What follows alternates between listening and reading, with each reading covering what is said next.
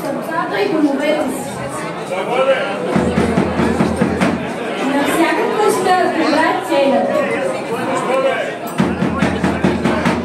Да са пълни кошари и хамбари. Да бъдем благословени.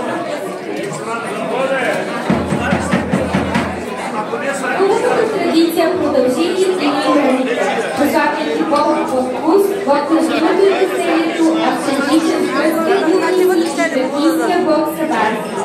Празника продължава да се празнува посветен и Апанасов Савлиев. Според мнението, през деня чата нас се облича трудно и облича по време на харизма да се провика.